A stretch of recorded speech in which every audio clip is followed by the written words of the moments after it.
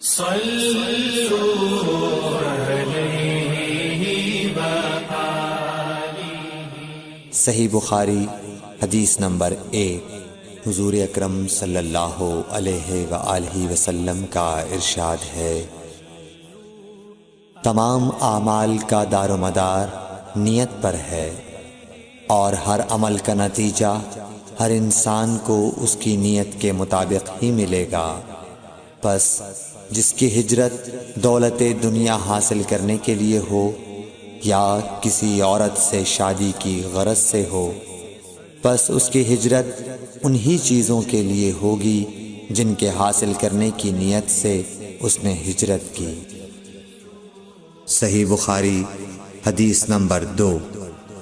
حضور اکرم صلی اللہ علیہ وآلہ وسلم نے فرمایا کہ وحی نازل ہوتے وقت کبھی مجھ کو گھنٹی کی سی آواز محسوس ہوتی ہے، اور وحی کی یہ کیفیت مجھ پر بہت شاخ گزرتی ہے۔ جب یہ کیفیت ختم ہوتی ہے تو میرے دل و دماغ پر اس فرشتے کے ذریعے نازل شدہ وحی محفوظ ہو جاتی ہے، اور کسی وقت ایسا ہوتا ہے کہ فرشتہ بشکل انسان میرے پاس آتا ہے اور مجھ سے کلام کرتا ہے، پس میں اس کا کہا ہوا یاد رکھ لیتا ہوں۔ صحیح بخاری حدیث نمبر 3۔ حضرت صلی اللہ علیہ وآلہ وسلم پر وحی کا ابتدائی دور اچھے سچے پاکیزہ خوابوں سے شروع ہوا۔ آپ خواب میں جو کچھ دیکھتے وہ صبح کی روشنی کی طرح صحیح اور سچا ثابت ہوتا۔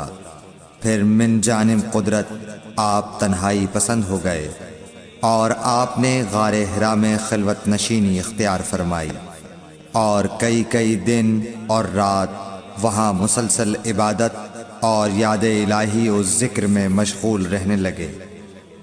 جب تک گھر آنے کو دل نہ چاہتا توشہ ہمراہ لیے ہوئے وہاں رہتے۔ توشہ ختم ہونے پر ہی اہلیہ محترمہ حضرت خدیجہ رضی اللہ تعالی عنہا کے پاس تشریف لاتے، اور کچھ توشہ ہمراہ لے کر پھر وہاں جا کر خلوت گزین ہو جاتے۔ یہی طریقہ جاری رہا یہاں تک کہ آپ پر حق منکشف ہو گیا، اور آپ غار حرا ہی میں قیام پذیر تھے کہ اچانک حضرت جبرائیل علیہ السلام آپ کے پاس حاضر ہوئے اور کہنے لگے کہ اے محمد پڑھو۔ آپ فرماتے ہیں کہ میں نے کہا کہ میں پڑھنا نہیں جانتا۔ آپ صلی اللہ علیہ وسلم فرماتے ہیں کہ فرشتے نے مجھے پکڑ کر اتنے زور سے بھینچا کہ میری طاقت جواب دے گئی۔ پھر مجھے چھوڑ کر کہا پڑھو۔ میں نے پھر وہی جواب دیا کہ میں پڑھا ہوا نہیں ہوں۔ اس فرشتے نے مجھ کو نہایت ہی زور سے بھینچا کہ مجھ کو سخت تکلیف محسوس ہوئی۔ پھر اس نے کہا کہ پڑھ۔ میں نے کہا میں پڑھا ہوا نہیں ہوں۔ فرشتے نے تیسری بار مجھ کو پکڑا اور تیسری مرتبہ پھر مجھ کو بھینچا، پھر مجھے چھوڑ دیا اور کہنے لگا کہ پڑھو اپنے رب کے نام کی مدد سے جس نے پیدا کیا اور انسان کو خون کی پھٹکی سے بنایا۔ پڑھو اور آپ کا رب بہت ہی مہربانیاں کرنے والا ہے۔ پس یہی آیتیں آپ حضرت جبرائیل علیہ السلام سے سن کر اس حال میں غار حرا سے واپس ہوئے کہ آپ کا دل اس انوکھے واقعے سے کانپ رہا تھا۔ آپ حضرت خدیجہ کے ہاں تشریف لائے اور فرمایا کہ مجھے کمبل اوڑھا دو، مجھے کمبل اوڑھا دو۔ لوگوں نے آپ کو کمبل اوڑھا دیا۔ جب آپ کا ڈر جاتا رہا تو آپ نے اپنی زوجہ محترمہ حضرت خدیجہ رضی اللہ تعالی عنہا کو تفصیل کے ساتھ یہ واقعہ سنایا، اور فرمانے لگے کہ مجھ کو اب اپنی جان کا خوف ہو گیا ہے۔ آپ کی اہلیہ محترمہ حضرت خدیجہ رضی اللہ تعالی عنہا نے آپ کی ڈھارس بندھائی اور کہا کہ آپ کا خیال صحیح نہیں ہے۔ اللہ کی قسم آپ کو اللہ کبھی رسوا نہیں کرے گا۔ آپ تو اخلاق فاضلہ کے مالک ہیں، آپ تو کنبہ پرور ہیں، بے کسوں کا بوجھ اپنے سر پر رکھتے ہیں، مفلسوں کے لیے آپ کماتے ہیں، مہمان نوازی میں آپ بے مثال ہیں، اور مشکل وقت میں آپ امر حق کا ساتھ دیتے ہیں۔ ایسے اوصاف حسنہ والا انسان یوں بے وقت ذلت و خواری کی موت نہیں پا سکتا۔ پھر مزید تسلی کے لیے حضرت خدیجہ رضی اللہ تعالی عنہا آپ کو ورقہ بن نوفل کے پاس لے گئیں، جو ان کے چچا زاد بھائی تھے اور زمانہ جاہلیت میں نصرانی مذہب اختیار کر چکے تھے اور عبرانی زبان کے کاتب تھے۔ چنانچہ انجیل کو بھی حسب منشائے خداوندی عبرانی زبان میں لکھا کرتے تھے۔ انجیل سریانی زبان میں نازل ہوئی تھی، پھر اس کا ترجمہ عبرانی زبان میں ہوا۔ ورقہ اسی کو لکھتے تھے۔ وہ بہت بوڑھے ہو گئے تھے، یہاں تک کہ ان کی بینائی بھی رخصت ہو چکی تھی۔ حضرت خدیجہ رضی اللہ تعالی عنہا نے ان کے سامنے آپ کے حالات بیان کیے اور کہا کہ اے چچا زاد بھائی، اپنے بھتیجے محمد صلی اللہ علیہ وسلم کی زبانی ذرا ان کی کیفیت سن لیجئے۔ وہ بولے کہ بھتیجے، آپ نے جو کچھ دیکھا ہے اس کی تفصیل سناؤ۔ چنانچہ آپ صلی اللہ علیہ وآلہ وسلم نے از اول تا آخر پورا واقعہ سنایا، جسے سن کر ورقہ بے اختیار ہو کر بول اٹھے کہ یہ تو وہی ناموس معزز رازدان فرشتہ ہے جسے اللہ نے حضرت موسیٰ علیہ السلام پر وحی دے کر بھیجا تھا۔ کاش میں آپ کے اس عہد نبوت کے شروع ہونے پر جواں عمر ہوتا، کاش میں اس وقت تک زندہ رہتا جب کہ آپ کی قوم آپ کو اس شہر سے نکال دے گی۔ رسول کریم صلی اللہ علیہ وآلہ وسلم نے یہ سن کر تعجب سے پوچھا کہ کیا وہ لوگ مجھ کو نکال دیں گے، حالانکہ میں تو ان میں صادق و امین و مقبول ہوں۔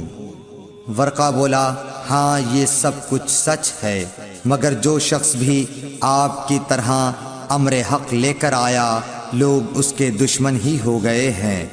اگر مجھے آپ کی نبوت کا وہ زمانہ مل جائے تو میں آپ کی پوری مدد کروں گا، مگر ورقہ کچھ دنوں کے بعد انتقال کر گئے۔ پھر کچھ عرصے تک وحی کی آمد موقوف رہی۔ صحیح بخاری حدیث نمبر 4۔ حضور اکرم صلی اللہ علیہ وآلہ وسلم نے وحی کے رک جانے کے زمانے کے حالات بیان فرماتے ہوئے کہا کہ ایک روز میں چلا جا رہا تھا کہ اچانک میں نے آسمان کی طرف ایک آواز سنی اور میں نے اپنا سر آسمان کی طرف اٹھایا۔ کیا دیکھتا ہوں کہ وہی فرشتہ جو میرے پاس غار حرا میں آیا تھا وہ آسمان و زمین کے بیچ میں ایک کرسی پر بیٹھا ہوا ہے۔ میں اس سے ڈر گیا اور گھر آنے پر میں نے پھر کمبل اوڑھنے کی خواہش ظاہر کی۔ اس وقت اللہ پاک کی طرف سے یہ آیات نازل ہوئیں، اے لحاف اوڑھ کر لیٹنے والے، اٹھ کھڑا ہو اور لوگوں کو عذاب الہی سے ڈرا اور اپنے رب کی بڑائی بیان کر اور اپنے کپڑوں کو پاک صاف رکھ اور گندگی سے دور رہ۔ اس کے بعد وہی تیزی کے ساتھ پے در پے آنے لگی۔ صحیح بخاری حدیث نمبر 5۔ رسول اللہ صلی اللہ علیہ وآلہ وسلم نزول قرآن کے وقت بہت سختی محسوس فرمایا کرتے تھے، اور اس کی علامتوں میں سے ایک یہ تھی کہ یاد کرنے کے لیے آپ اپنے ہونٹوں کو ہلاتے تھے۔ ابن عباس رضی اللہ تعالیٰ عنہ نے کہا، میں اپنے ہونٹوں کو ہلاتا ہوں جس طرح آپ ہلاتے تھے۔ سعید کہتے ہیں، میں بھی اپنے ہونٹ ہلاتا ہوں جس طرح ابن عباس رضی اللہ تعالیٰ عنہ کو میں نے ہلاتے دیکھا۔ پھر انہوں نے اپنے ہونٹ ہلائے۔ ابن عباس رضی اللہ تعالیٰ عنہ نے کہا، پھر یہ آیت اتری کہ اے محمد، قرآن کو جلد جلد یاد کرنے کے لیے اپنی زبان نہ ہلاؤ، اس کا جمع کر دینا اور پڑھا دینا ہمارا ذمہ ہے۔ حضرت ابن عباس رضی اللہ تعالی عنہ کہتے ہیں، یعنی قرآن آپ صلی اللہ علیہ وآلہ وسلم کے دل میں جمع دینا اور پڑھا دینا ہمارے ذمہ ہے۔ پھر جب ہم پڑھ چکے تو اس پڑھے ہوئے کی اتباع کرو۔ ابن عباس رضی اللہ تعالی عنہ فرماتے ہیں، اس کا مطلب یہ ہے آپ اس کو خاموشی کے ساتھ سنتے رہو، اس کے بعد مطلب سمجھا دینا ہمارے ذمہ ہے۔ پھر یقیناً یہ ہماری ذمہ داری ہے کہ آپ اس کو پڑھو، یعنی اس کو محفوظ کر سکو۔ چنانچہ اس کے بعد جب آپ کے پاس حضرت جبرائیل علیہ السلام وحی لے کر آتے تو آپ توجہ سے سنتے، جب وہ چلے جاتے تو رسول اللہ صلی اللہ علیہ وسلم اس وحی کو اس طرح پڑھتے جس طرح حضرت جبرائیل علیہ السلام نے اسے پڑھا تھا۔ صحیح بخاری حدیث نمبر 6۔ رسول اللہ صلی اللہ علیہ وآلہ وسلم سب لوگوں سے زیادہ جواد سخی تھے، اور رمضان میں دوسرے اوقات کے مقابلے میں جب جبرائیل علیہ السلام آپ صلی اللہ علیہ وآلہ وسلم سے ملتے بہت ہی زیادہ جود و کرم فرماتے۔ جبرائیل علیہ السلام رمضان کی ہر رات میں آپ صلی اللہ علیہ وآلہ وسلم سے ملاقات کرتے اور آپ کے ساتھ قرآن کا دورہ کرتے۔ غرض حضرت صلی اللہ علیہ وآلہ وسلم لوگوں کو بھلائی پہنچانے میں بارش لانے والی ہوا سے بھی زیادہ جود و کرم فرمایا کرتے تھے۔ صحیح بخاری حدیث نمبر 7۔ ہرقل شاہ روم نے قریش کے قافلے میں ایک آدمی بلانے کو بھیجا، اور اس وقت یہ لوگ تجارت کے لیے ملک شام گئے ہوئے تھے، اور یہ وہ زمانہ تھا جب رسول اللہ صلی اللہ علیہ وسلم نے قریش اور ابو سفیان سے ایک وقتی عہد کیا ہوا تھا۔ جب ابو سفیان اور دوسرے لوگ ہرقل کے پاس ایلیا پہنچے جہاں ہرقل نے دربار طلب کیا تھا، اس کے گرد روم کے بڑے بڑے لوگ، علماء، وزراء و امراء بیٹھے ہوئے تھے۔ ہرقل نے ان کو اور اپنے ترجمان کو بلوایا، پھر ان سے پوچھا کہ تم میں سے کون شخص مدعی رسالت کا زیادہ قریبی عزیز ہے؟ ابو سفیان کہتے ہیں کہ میں بول اٹھا کہ میں اس کا سب سے زیادہ قریبی رشتہ دار ہوں۔ یہ سن کر ہرقل نے حکم دیا کہ اس ابو سفیان کو میرے قریب لا کر بٹھاؤ اور اس کے ساتھیوں کو اس کی پیٹھ کے پیچھے بٹھا دو۔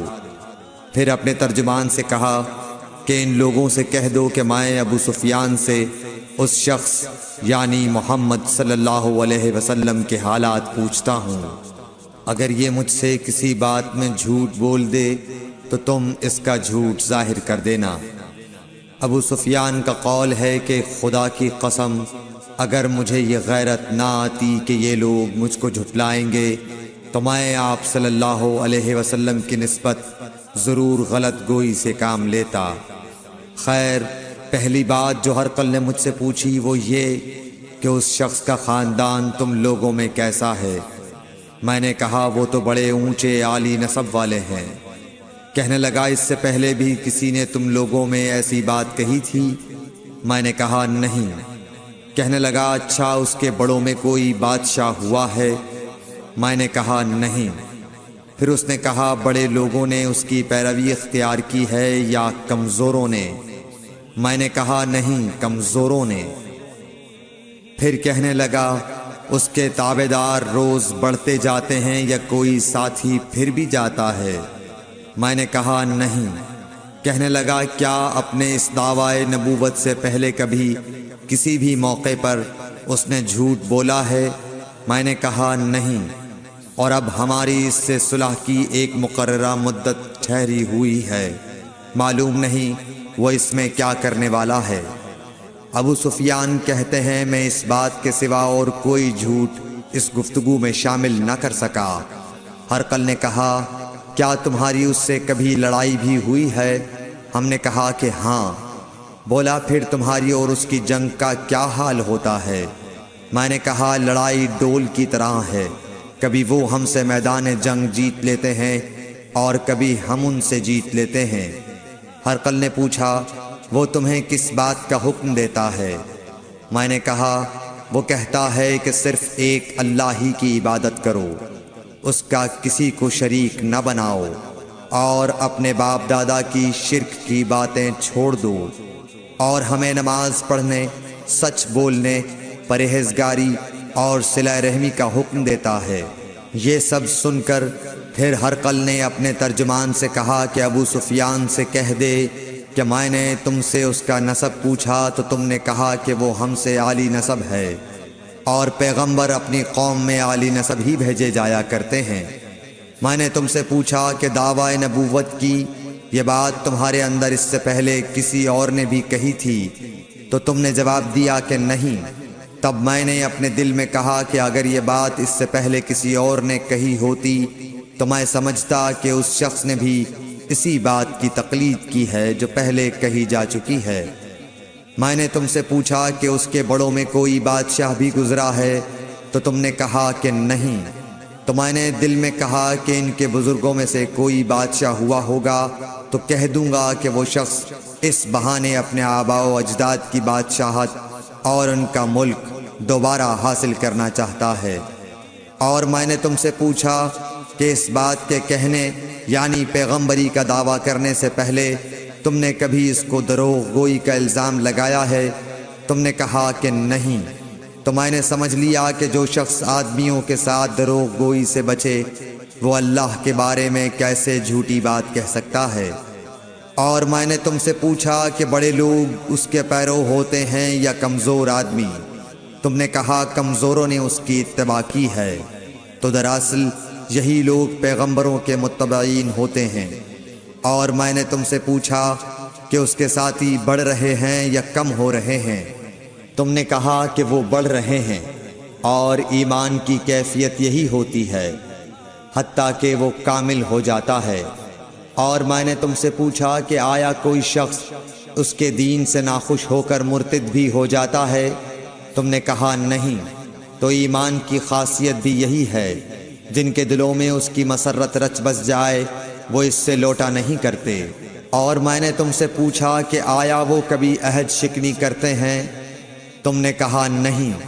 پیغمبروں کا یہی حال ہوتا ہے، وہ عہد کی خلاف ورزی نہیں کرتے۔ اور میں نے تم سے کہا کہ وہ تم سے کس چیز کے لیے کہتے ہیں؟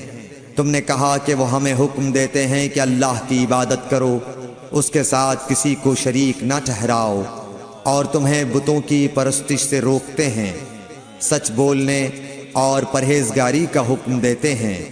لہٰذا اگر یہ باتیں جو تم کہہ رہے ہو سچ ہیں تو ان قریب وہ اس جگہ کا مالک ہو جائے گا کہ جہاں میرے یہ دونوں پاؤں ہیں۔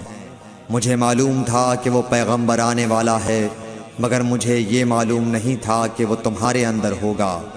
اگر میں جانتا کہ اس تک پہنچ سکوں گا تو اس سے ملنے کے لیے ہر تکلیف گوارا کرتا۔ اگر میں اس کے پاس ہوتا تو اس کے پاؤں دھوتا۔ ہرقل نے رسول اللہ صلی اللہ علیہ وسلم کا وہ خط منگایا جو آپ نے وحیہ کلبی رضی اللہ تعالیٰ عنہ کے ذریعے حاکم بصرہ کے پاس بھیجا تھا، اور اس نے وہ ہرقل کے پاس بھیج دیا تھا۔ پھر اس کو پڑھا تو اس میں لکھا تھا، اللہ کے نام کے ساتھ جو نہایت مہربان اور رحم والا ہے۔ اللہ کے بندے اور اس کے پیغمبر محمد صلی اللہ علیہ وسلم کی طرف سے یہ خط ہے شاہ روم کے لیے۔ اس شخص پر سلام ہو جو ہدایت کی پیروی کرے۔ اس کے بعد میں آپ کے سامنے دعوت اسلام پیش کرتا ہوں۔ اگر آپ اسلام لے آئیں گے تو دین و دنیا میں سلامتی نصیب ہوگی، اللہ آپ کو دوہرا ثواب دے گا، اور اگر آپ میری دعوت سے روگردانی کریں گے تو آپ کی رعایا کا گناہ بھی آپ ہی پر ہوگا۔ اور اے اہل کتاب، ایک ایسی بات پر آ جاؤ جو ہمارے اور تمہارے درمیان یکساں ہے، وہ یہ کہ ہم اللہ کے سوا کسی کی عبادت نہ کریں اور کسی کو اس کا شریک نہ ٹھہرائیں، اور نہ ہم میں سے کوئی کسی کو خدا کے سوا اپنا رب بنائے۔ پھر اگر وہ اہل کتاب اس کتاب سے منہ پھیر لیں تو مسلمانوں تم ان سے کہہ دو کہ تم مانو یا نہ مانو، ہم ایک خدا کے اطاعت گزار ہیں۔ ابو سفیان کہتے ہیں جب ہرقل نے جو کچھ کہنا تھا کہہ دیا اور خط پڑھ کر فارغ ہوا تو اس کے ارد گرد بہت شور و غوغا ہوا، بہت سی آوازیں اٹھیں اور ہمیں باہر نکال دیا گیا۔ تب میں نے اپنے ساتھیوں سے کہا کہ ابو کبشہ کے بیٹے حضرت صلی اللہ علیہ وسلم کا معاملہ تو بہت بڑھ گیا، دیکھو تو اس سے بنی اصفر روم کا بادشاہ بھی ڈرتا ہے۔ مجھے اس وقت سے اس بات کا یقین ہو گیا کہ حضور صلی اللہ علیہ وسلم ان قریب غالب ہو کر رہیں گے، حتیٰ کہ اللہ نے مجھے مسلمان کر دیا۔ راوی کا بیان ہے کہ ابن ناطور ایلیا کا حاکم ہرقل کا مصاحب اور شام کے نصارہ کا لاٹ پادری بیان کرتا تھا کہ ہرقل جب ایلیا آیا ایک دن صبح کو پریشان اٹھا تو اس کے درباریوں نے دریافت کیا کہ آج ہم آپ کی حالت بدلی ہوئی پاتے ہیں، کیا وجہ ہے؟ ابن ناطور کا بیان ہے کہ ہرقل نجومی تھا، علم نجوم میں وہ پوری مہارت رکھتا تھا۔ اس نے اپنے ہم نشینوں کو بتایا کہ میں نے آج رات ستاروں پر نظر ڈالی تو دیکھا کہ ختنہ کرنے والوں کا بادشاہ ہمارے ملک پر غالب آ گیا ہے۔ بھلا اس زمانے میں کون لوگ ختنہ کرتے ہیں؟ انہوں نے کہا کہ یہود کے سوا کوئی ختنہ نہیں کرتا، سو ان کی وجہ سے پریشان نہ ہوں۔ سلطنت کے تمام شہروں میں یہ حکم لکھ بھیجیے کہ وہاں جتنے یہودی ہوں سب قتل کر دیے جائیں۔ وہ لوگ انہی باتوں میں مشغول تھے کہ ہرقل کے پاس ایک آدمی لایا گیا جسے شاہ غسان نے بھیجا تھا۔ اس نے رسول اللہ صلی اللہ علیہ وسلم کے حالات بیان کیے۔ جب ہرقل نے سارے حالات سن لیے تو کہا کہ جا کر دیکھو وہ ختنہ کیے ہوئے ہے یا نہیں۔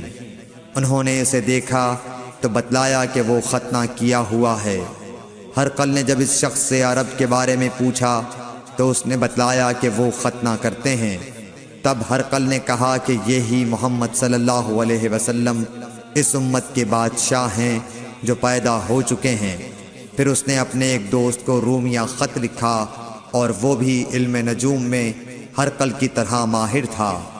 پھر وہاں سے ہرقل حمص چلا گیا، ابھی حمص سے نکلا نہیں تھا کہ اس کے دوست کا خط اس کے جواب میں آ گیا۔ اس کی رائے بھی حضور صلی اللہ علیہ وسلم کے ظہور کے بارے میں ہرقل کے موافق تھی کہ محمد صلی اللہ علیہ وسلم واقعی پیغمبر ہیں۔ اس کے بعد ہرقل نے روم کے بڑے آدمیوں کو اپنے حمص کے محل میں طلب کیا اور اس کے حکم سے محل کے دروازے بند کر لیے گئے۔ پھر وہ اپنے خاص محل سے باہر آیا اور کہا، اے روم والو، کیا ہدایت اور کامیابی میں کچھ حصہ تمہارے لیے بھی ہے؟ اگر تم اپنی سلطنت کی بقا چاہتے ہو تو پھر اس نبی صلی اللہ علیہ وسلم کی بیعت کر لو اور مسلمان ہو جاؤ۔ یہ سننا تھا کہ پھر لوگ وحشی گدھوں کی طرح دروازوں کی طرف دوڑے، مگر انہیں بند پایا۔ آخر جب ہرقل نے اس بات سے ان کی یہ نفرت دیکھی اور ان کے ایمان لانے سے مایوس ہو گیا تو کہنے لگا کہ ان لوگوں کو میرے پاس لاؤ۔ جب وہ دوبارہ آئے تو اس نے کہا، میں نے جو بات کہی تھی اس سے تمہاری دینی پختگی کی آزمائش مقصود تھی، سو وہ میں نے دیکھ لی۔ تب یہ بات سن کر وہ سب کے سب اس کے سامنے سجدے میں گر پڑے اور اس سے خوش ہو گئے۔ بالآخر ہرقل کی آخری حالت یہی رہی۔ صحیح بخاری حدیث نمبر 8۔ رسول اللہ صلی اللہ علیہ وسلم نے فرمایا، اسلام کی بنیاد 5 چیزوں پر قائم کی گئی ہے۔ اول، گواہی دینا کہ اللہ کے سوا کوئی معبود نہیں اور بے شک حضرت محمد صلی اللہ علیہ وسلم اللہ کے سچے رسول ہیں، اور نماز قائم کرنا اور زکوٰۃ ادا کرنا اور حج کرنا اور رمضان کے روزے رکھنا۔ صحیح بخاری حدیث نمبر 9۔ نبی کریم صلی اللہ علیہ وآلہ وسلم نے فرمایا کہ ایمان کی 60 سے کچھ اوپر شاخیں ہیں، اور حیا شرم بھی ایمان کی ایک شاخ ہے۔ صحیح بخاری حدیث نمبر 10۔ حضرت محمد مصطفیٰ صلی اللہ علیہ وآلہ وسلم نے فرمایا، مسلمان وہ ہے جس کی زبان اور ہاتھ سے مسلمان بچے رہیں، اور مہاجر وہ ہے جو ان کاموں کو چھوڑ دے جن سے اللہ نے منع فرمایا۔ حدیث نمبر 11۔ لوگوں نے پوچھا، یا رسول اللہ، کون سا اسلام افضل ہے؟ تو نبی صلی اللہ علیہ وسلم نے فرمایا، وہ جس کے ماننے والے مسلمانوں کی زبان اور ہاتھ سے سارے مسلمان سلامتی میں رہیں۔ صحیح بخاری حدیث نمبر 12۔ ایک دن ایک آدمی نے حضرت صلی اللہ علیہ وسلم سے پوچھا کہ کون سا اسلام بہتر ہے؟ فرمایا، یہ کہ تم کھانا کھلاؤ اور جس کو پہچانو اس کو بھی، اور جس کو نہ پہچانو اس کو بھی، الغرض سب کو سلام کرو۔ صحیح بخاری حدیث نمبر 13۔ حضور اکرم صلی اللہ علیہ وآلہ وسلم نے فرمایا، تم میں سے کوئی شخص ایماندار نہ ہوگا جب تک اپنے بھائی کے لیے وہ نہ چاہے جو اپنے نفس کے لیے چاہتا ہے۔ صحیح بخاری حدیث نمبر 14۔ رسول کریم صلی اللہ علیہ وسلم نے فرمایا، قسم ہے اس ذات کی جس کے ہاتھ میں میری جان ہے، تم میں سے کوئی بھی ایماندار نہ ہوگا جب تک میں اس کے والد اور اولاد سے بھی زیادہ اس کا محبوب نہ بن جاؤں۔ صحیح بخاری حدیث نمبر 15۔ حضرت صلی اللہ علیہ وسلم نے فرمایا، تم میں سے کوئی شخص ایماندار نہ ہوگا جب تک اس کے والد اور اس کی اولاد اور تمام لوگوں سے زیادہ اس کے دل میں میری محبت نہ ہو جائے۔ صحیح بخاری حدیث نمبر 16۔ نبی کریم صلی اللہ علیہ وآلہ وسلم نے فرمایا، 3 خصلتیں ایسی ہیں کہ جس میں یہ پیدا ہو جائیں اس نے ایمان کی مٹھاس کو پا لیا۔ اول یہ کہ اللہ اور اس کا رسول اس کے نزدیک سب سے زیادہ محبوب بن جائیں۔ دوسرے یہ کہ وہ کسی انسان سے محض اللہ کی رضا کے لیے محبت رکھے۔ تیسرے یہ کہ وہ کفر میں واپس لوٹنے کو ایسا برا جانے جیسا کہ آگ میں ڈالے جانے کو برا جانتا ہے۔ صحیح بخاری حدیث نمبر 17۔ حضور اکرم صلی اللہ علیہ وآلہ وسلم نے فرمایا، انصار سے محبت رکھنا ایمان کی نشانی ہے، اور انصار سے کینہ رکھنا نفاق کی نشانی ہے۔ صحیح بخاری حدیث نمبر 18۔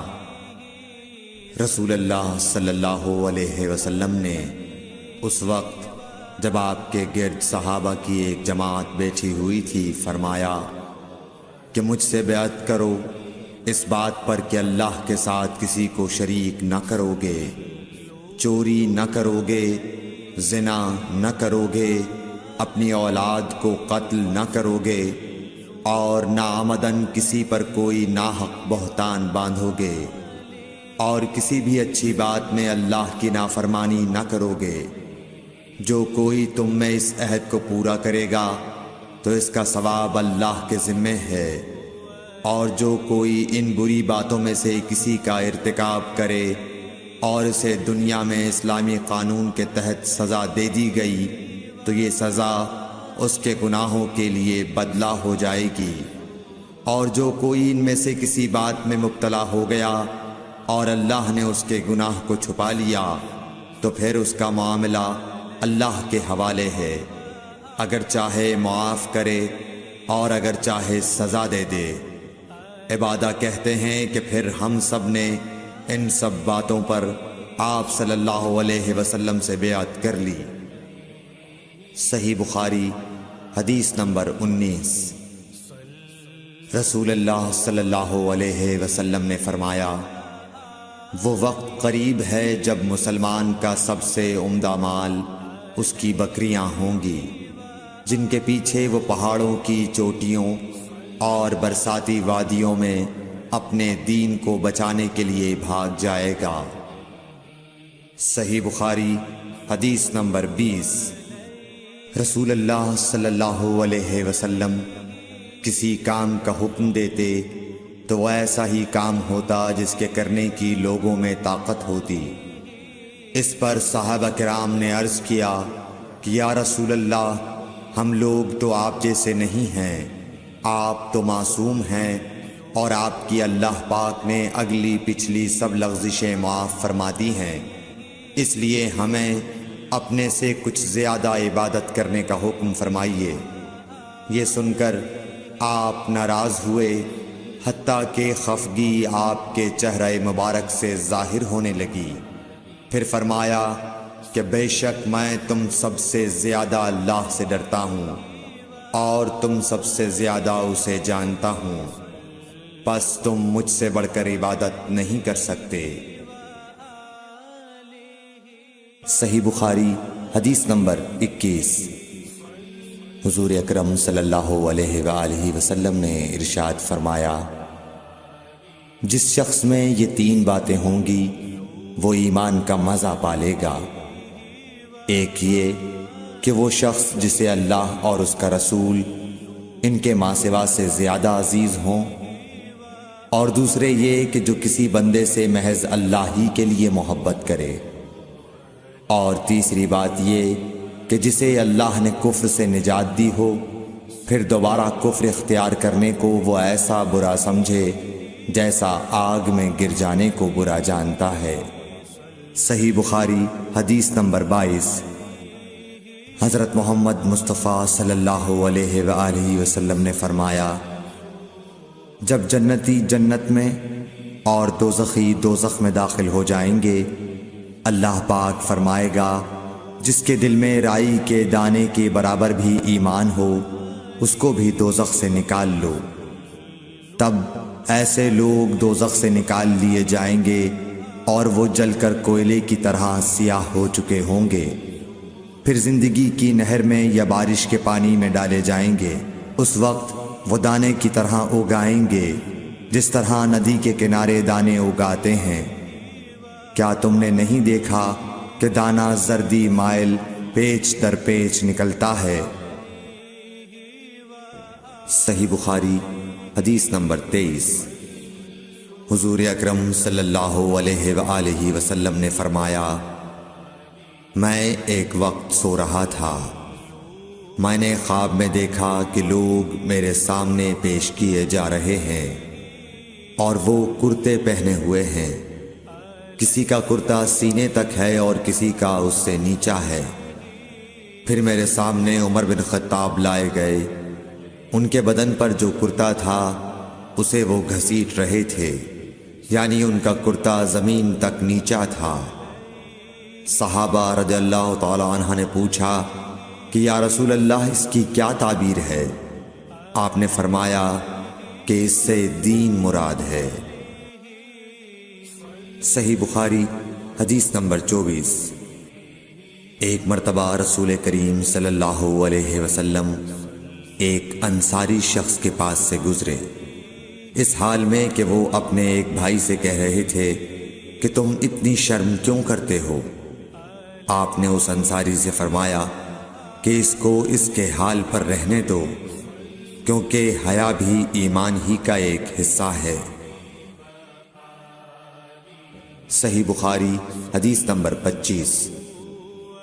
رسول اللہ صلی اللہ علیہ وسلم نے فرمایا، مجھے اللہ کی طرف سے حکم دیا گیا ہے کہ لوگوں سے جنگ کروں اس وقت تک کہ وہ اس بات کا اقرار کر لیں کہ اللہ کے سوا کوئی معبود نہیں ہے، اور یہ کہ محمد صلی اللہ علیہ وسلم اللہ کے سچے رسول ہیں، اور نماز ادا کرنے لگیں اور زکوٰۃ دیں۔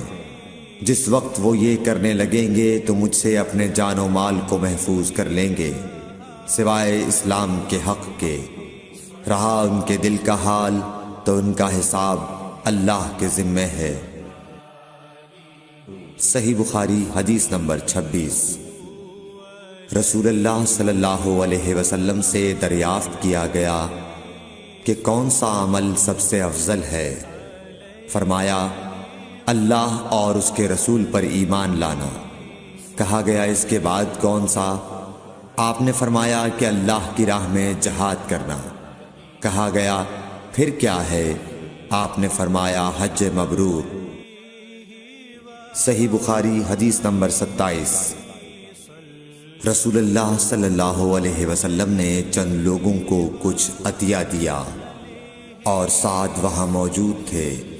وہ کہتے ہیں کہ رسول اللہ صلی اللہ علیہ وسلم نے ان میں سے ایک شخص کو کچھ نہ دیا، حالانکہ وہ ان میں مجھے سب سے زیادہ پسند تھا۔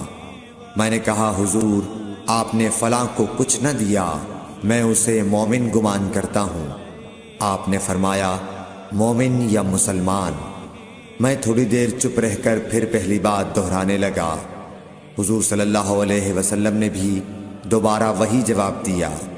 پھر آپ نے فرمایا کہ اے سعد، باوجود یہ کہ ایک شخص مجھے زیادہ عزیز ہے، پھر بھی میں اسے نظر انداز کر کے کسی اور دوسرے کو اس خوف کی وجہ سے یہ مال دیتا ہوں کہ وہ اپنی کمزوری کی وجہ سے اسلام سے پھر جائے اور اللہ اسے آگ میں اوندھا ڈال دے۔ صحیح بخاری حدیث نمبر 28۔ ایک آدمی نے رسول اللہ صلی اللہ علیہ وسلم سے پوچھا کون سا اسلام بہتر ہے؟ آپ صلی اللہ علیہ وسلم نے فرمایا کہ تو کھانا کھلائے اور ہر شخص کو سلام کرے، خواہ اس کو تو جانتا ہو یا نہ جانتا ہو۔ صحیح بخاری حدیث نمبر 29۔ حضرت صلی اللہ علیہ وسلم نے فرمایا مجھے دوزخ دکھلائی گئی تو اس میں زیادہ تر عورتیں تھیں جو کفر کرتی ہیں۔ کہا گیا حضور کیا وہ اللہ کے ساتھ کفر کرتی ہیں؟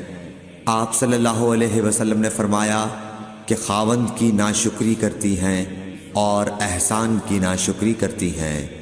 اگر تم عمر بھر ان میں سے کسی کے ساتھ احسان کرتے رہو، پھر تمہاری طرف سے کبھی کوئی ان کے خیال میں ناگواری کی بات ہو جائے تو فوراً کہہ اٹھے گی کہ میں نے کبھی بھی تجھ سے کوئی بھلائی نہیں دیکھی۔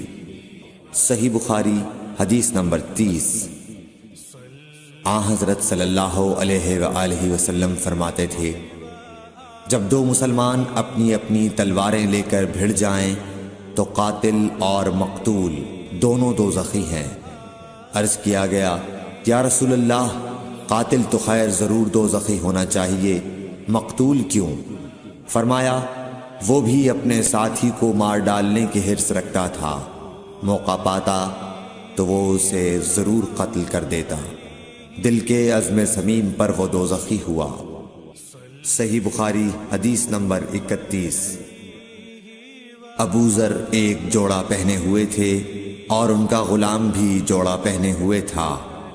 سبب دریافت کیا گیا تو کہنے لگے کہ میں نے ایک شخص یعنی غلام کو برا بھلا کہا تھا اور اس کی ماں کی غیرت دلائی یعنی گالی دی، تو رسول اللہ صلی اللہ علیہ وسلم نے یہ معلوم کر کے مجھ سے فرمایا اے ابو ذر، تو نے اسے ماں کے نام سے غیرت دلائی ہے، بے شک تجھ میں ابھی کچھ زمانہ جاہلیت کا اثر باقی ہے۔ یاد رکھو ماتحت لوگ تمہارے بھائی ہیں، اللہ نے اپنی کسی مصلحت کی بنا پر انہیں تمہارے قبضے میں دے رکھا ہے، تو جس کے ماتحت اس کا کوئی بھائی ہو تو اس کو بھی وہی کھلائے جو آپ کھاتا ہے، اور وہ کپڑا اسے پہنائے جو آپ پہنتا ہے، اور ان کو اتنے کام کی تکلیف نہ دو کہ ان کے لیے مشکل ہو جائے، اور اگر کوئی سخت کام ڈالو تو تم خود بھی ان کی مدد کرو۔ صحیح بخاری حدیث نمبر 32۔ جب سورہ انعام کی یہ آیت اتری، جو لوگ ایمان لائے اور انہوں نے اپنے ایمان میں گناہوں کی آمیزش نہیں کی، تو آپ صلی اللہ علیہ وسلم کے اصحاب نے کہا، یا رسول اللہ، یہ تو بہت ہی مشکل ہے، ہم میں کون ایسا ہے جس نے گناہ نہیں کیا؟ تب اللہ پاک نے سورہ لقمان کی یہ آیت اتاری کہ بے شک شرک بڑا ظلم ہے۔ صحیح بخاری حدیث نمبر 33۔ رسول اللہ صلی اللہ علیہ وآلہ وسلم نے فرمایا، منافق کی علامتیں 3 ہیں: جب بات کرے جھوٹ بولے، جب وعدہ کرے اس کے خلاف کرے، اور جب اس کو امین بنایا جائے تو خیانت کرے۔ صحیح بخاری حدیث نمبر 34۔ رسول اللہ صلی اللہ علیہ وسلم نے فرمایا کہ 4 عادتیں جس کسی میں ہوں تو وہ خالص منافق ہے، اور جس کسی میں ان 4 میں سے ایک عادت ہو تو وہ بھی نفاق ہی ہے جب تک اسے نہ چھوڑ دے۔ وہ یہ ہیں: جب اسے امین بنایا جائے تو امانت میں خیانت کرے، اور بات کرتے وقت جھوٹ بولے، اور جب کسی سے عہد کرے تو اسے پورا نہ کرے، اور جب کسی سے لڑے تو گالیوں پر اتر آئے۔ صحیح بخاری حدیث نمبر 35۔ رسول اللہ صلی اللہ علیہ وسلم نے فرمایا، جو شخص شب قدر ایمان کے ساتھ محض ثواب آخرت کے لیے ذکر و عبادت میں گزارے، اس کے گزشتہ گناہ بخش دیے جاتے ہیں۔ صحیح بخاری حدیث نمبر 36۔ رسول اللہ صلی اللہ علیہ وسلم نے فرمایا، جو شخص اللہ کی راہ میں جہاد کے لیے نکلا، اللہ اس کا ضامن ہو گیا۔ اللہ تعالیٰ فرماتا ہے، اس کو میری ذات پر یقین اور میرے پیغمبروں کی تصدیق نے اس سرفروشی کے لیے گھر سے نکالا ہے۔ میں اس بات کا ضامن ہوں کہ یا تو اس کو واپس کر دوں ثواب اور مال غنیمت کے ساتھ، یا شہید ہونے کے بعد جنت میں داخل کر دوں۔ رسول اللہ صلی اللہ علیہ وسلم نے فرمایا، اور اگر میں اپنی امت پر اس کام کو دشوار نہ سمجھتا تو لشکر کا ساتھ نہ چھوڑتا، اور میری خواہش ہے کہ اللہ کی راہ میں مارا جاؤں، پھر زندہ کیا جاؤں، پھر مارا جاؤں، پھر زندہ کیا جاؤں، پھر مارا جاؤں۔ صحیح بخاری حدیث نمبر 37۔ حضرت صلی اللہ علیہ وسلم نے فرمایا، جو کوئی رمضان میں راتوں کو ایمان رکھ کر اور ثواب کے لیے عبادت کرے، اس کے اگلے گناہ بخش دیے جاتے ہیں۔ صحیح بخاری حدیث نمبر 38۔ حضرت صلی اللہ علیہ وسلم نے فرمایا، جس نے رمضان کے روزے ایمان اور خالص نیت کے ساتھ رکھے، اس کے پچھلے گناہ بخش دیے گئے۔ صحیح بخاری حدیث نمبر 39۔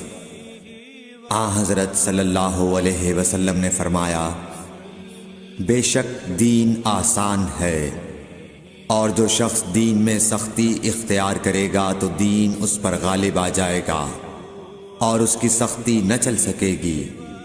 بس اس لیے اپنے عمل میں پختگی اختیار کرو، اور جہاں تک ممکن ہو میانہ روی برتو، اور خوش ہو جاؤ کہ اس طرز عمل سے تم کو دارین کے فوائد حاصل ہوں گے، اور صبح اور دوپہر اور شام اور کسی قدر رات میں عبادت سے مدد حاصل کرو۔ نماز 5 وقتہ بھی مراد ہو سکتی ہے کہ پابندی سے ادا کرو۔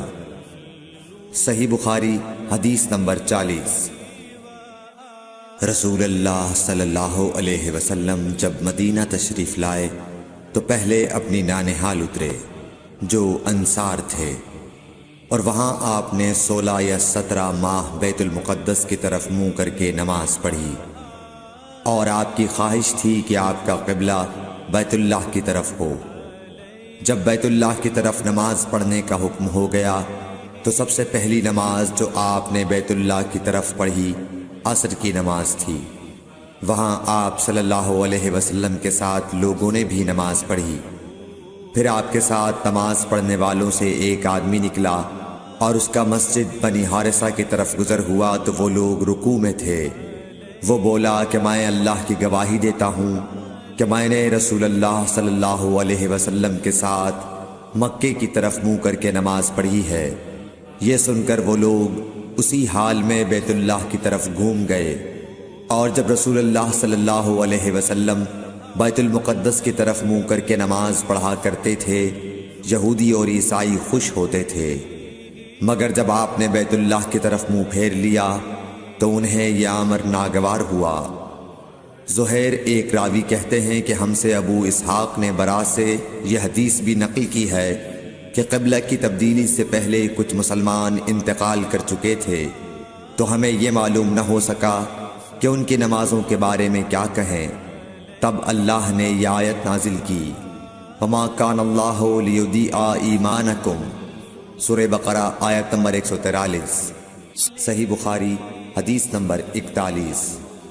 حضور اکرم صلی اللہ علیہ وآلہ وسلم نے ارشاد فرمایا کہ جب ایک بندہ مسلمان ہو جائے اور اس کا اسلام عمدہ ہو، یقین و خلوص کے ساتھ ہو، تو اللہ اس کے گناہ کو جو اس نے اس اسلام لانے سے پہلے کیا معاف فرما دیتا ہے، اور اب اس کے بعد کے لیے بدلہ شروع ہو جاتا ہے، یعنی ایک نیکی کے عوض 10 گناہ سے لے کر 700 گناہ تک ثواب، اور ایک برائی کا اسی برائی کے مطابق بدلہ دیا جاتا ہے، مگر یہ کہ اللہ تعالیٰ اس برائی سے بھی درگزر کرے اور اسے بھی معاف فرما دے، یہ بھی اس کے لیے آسان ہے۔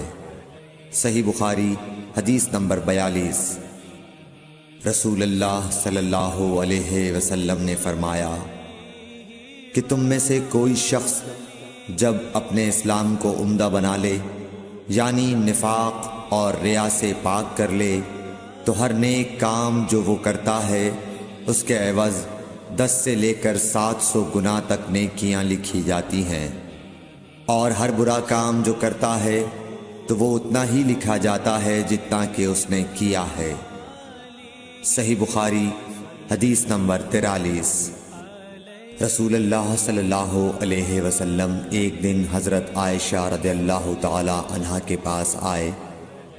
اس وقت ایک عورت حضرت عائشہ رضی اللہ تعالی عنہا کے پاس بیٹھی تھی۔ آپ صلی اللہ علیہ وسلم نے دریافت کیا، یہ کون ہے؟ عرض کیا، فلاں عورت، اور اس کی نماز کے اشتیاق اور پابندی کا ذکر کیا۔ آپ صلی اللہ علیہ وسلم نے فرمایا، ٹھہر جاؤ، سن لو کہ تم پر اتنا ہی عمل واجب ہے جتنے عمل کی تمہارے اندر طاقت ہے۔ اللہ کی قسم، ثواب دینے سے اللہ نہیں اکتاتا، مگر تم عمل کرتے کرتے اکتا جاؤ گے، اور اللہ کو دین کا وہی عمل زیادہ پسند ہے جس کی ہمیشہ پابندی کی جا سکے، اور انسان بغیر اکتائے اسے انجام دے۔ صحیح بخاری حدیث نمبر 44۔ رسول اللہ صلی اللہ علیہ وسلم نے فرمایا، جس شخص نے لا الہ الا اللہ کہہ لیا اور اس کے دل میں جو برابر بھی ایمان ہے، تو وہ ایک نہ ایک دن دوزخ سے ضرور نکلے گا، اور دوزخ سے وہ شخص بھی ضرور نکلے گا جس نے کلمہ پڑھا اور اس کے دل میں گیہوں کے دانے برابر خیر ہے، اور دوزخ سے وہ بھی نکلے گا جس نے کلمہ پڑھا اور اس کے دل میں ایک ذرہ برابر بھی خیر ہے۔ صحیح بخاری حدیث نمبر 45۔ ایک یہودی نے حضرت عمر بن خطاب رضی اللہ تعالیٰ عنہ سے کہا کہ اے امیر المومنین، تمہاری کتاب قرآن میں ایک آیت ہے جسے تم پڑھتے ہو، اگر وہ ہم یہودیوں پر نازل ہوتی تو ہم اس کے نزول کے دن کو یوم عید بنا لیتے۔ آپ نے پوچھا وہ کون سی آیت ہے؟ اس نے جواب دیا، سورہ مائدہ کی آیت کہ آج میں نے تمہارے دین کو مکمل کر دیا، اور اپنی نعمت تم پر تمام کر دی اور تمہارے لیے دین اسلام پسند کیا۔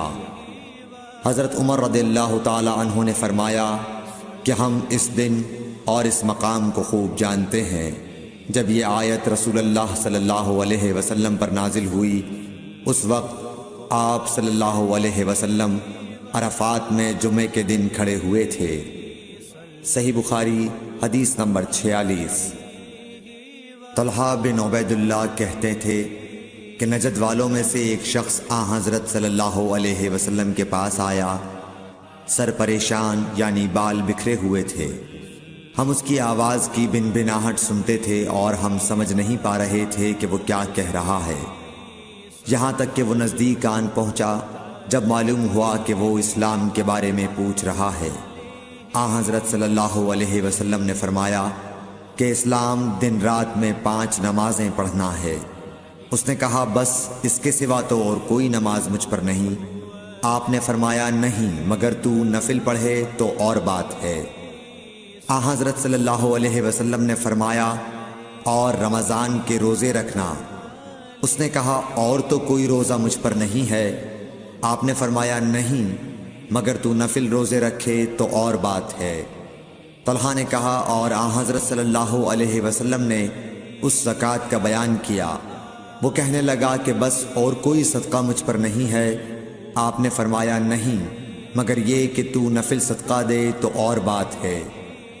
پھر وہ شخص پیٹھ موڑ کر چلا گیا، یوں کہتا جاتا تھا قسم خدا کی میں نہ اس سے بڑھاؤں گا نہ گھٹاؤں گا۔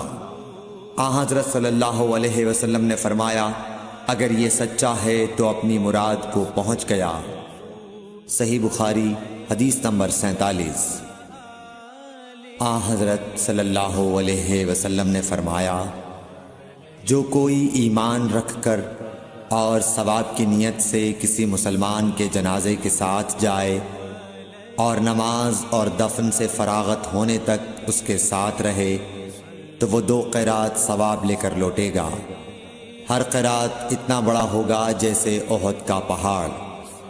اور جو شخص جنازے پر نماز پڑھ کر دفن سے پہلے لوٹ جائے تو وہ 1 قیرات ثواب لے کر لوٹے گا۔ صحیح بخاری حدیث نمبر 48۔ حضرت صلی اللہ علیہ وسلم نے فرمایا کہ مسلمان کو گالی دینے سے آدمی فاسق ہو جاتا ہے اور مسلمان سے لڑنا کفر ہے۔ صحیح بخاری حدیث نمبر 49۔ حضرت صلی اللہ علیہ وسلم اپنے حجرے سے نکلے، لوگوں کو شب قدر بتانا چاہتے تھے وہ کون سی رات ہے۔ اتنے میں 2 مسلمان آپس میں لڑ پڑے۔ آپ صلی اللہ علیہ وسلم نے فرمایا میں تو اس لیے باہر نکلا تھا کہ تم کو شب قدر بتلاؤں، اور فلاں فلاں آدمی لڑ پڑے تو وہ میرے دل سے اٹھا لی گئی، اور شاید اسی میں کچھ تمہاری بہتری ہو۔ تو اب ایسا کرو کہ شب قدر کو رمضان کی 27ویں، 29ویں اور 25ویں رات میں ڈھونڈا کرو۔ صحیح بخاری حدیث نمبر 50۔ ایک دن حضرت صلی اللہ علیہ وسلم لوگوں میں تشریف فرما تھے کہ آپ کے پاس ایک شخص آیا اور پوچھنے لگا کہ ایمان کسے کہتے ہیں۔ آپ صلی اللہ علیہ وسلم نے فرمایا کہ ایمان یہ ہے کہ تم اللہ پاک کے وجود اور اس کی وحدانیت پر ایمان لاؤ، اور اس کے فرشتوں کے وجود پر، اور اس اللہ کی ملاقات کے برحق ہونے پر، اور اس کے رسولوں کے برحق ہونے پر، اور مرنے کے بعد دوبارہ اٹھنے پر ایمان لاؤ۔ پھر اس نے پوچھا کہ اسلام کیا ہے؟ آپ صلی اللہ علیہ وسلم نے پھر جواب دیا کہ اسلام یہ ہے کہ تم خالص اللہ کی عبادت کرو اور اس کے ساتھ کسی کو شریک نہ بناؤ، اور نماز قائم کرو، اور زکوٰۃ فرض ادا کرو، اور رمضان کے روزے رکھو۔ پھر اس نے احسان کے متعلق پوچھا۔ آپ صلی اللہ علیہ وسلم نے فرمایا احسان یہ ہے کہ تم اللہ کی عبادت اس طرح کرو گویا تم اسے دیکھ رہے ہو۔ اگر یہ درجہ نہ حاصل ہو تو پھر یہ تو سمجھو کہ وہ تم کو دیکھ رہا ہے۔ پھر اس نے پوچھا کہ قیامت کب آئے گی؟ آپ صلی اللہ علیہ وسلم نے فرمایا کہ اس کے بارے میں جواب دینے والا پوچھنے والے سے کچھ زیادہ نہیں جانتا، البتہ میں تمہیں اس کی نشانیاں بتلا سکتا ہوں۔ وہ یہ ہیں کہ جب لونڈی اپنے آقا کو جنے گی، اور جب سیاہ اونٹوں کے چرانے والے دیہاتی لوگ ترقی کرتے کرتے مکانات کی تعمیر میں ایک دوسرے سے بازی لے جانے کی کوشش کریں گے، یاد رکھو قیامت کا علم ان 5 چیزوں میں ہے جن کو اللہ کے سوا کوئی نہیں جانتا۔ پھر آپ صلی اللہ علیہ وسلم نے یہ آیت پڑھی کہ اللہ ہی کو قیامت کا علم ہے کہ وہ کب ہوگی۔ پھر وہ پوچھنے والا پیٹھ پھیر کر جانے لگا۔ آپ نے فرمایا کہ اسے واپس بلا کر لاؤ۔ لوگ دوڑ پڑے مگر وہ کہیں نظر نہیں آیا۔ آپ صلی اللہ علیہ وسلم نے فرمایا کہ یہ جبرائیل علیہ السلام تھے جو لوگوں کو ان کا دین سکھانے آئے تھے۔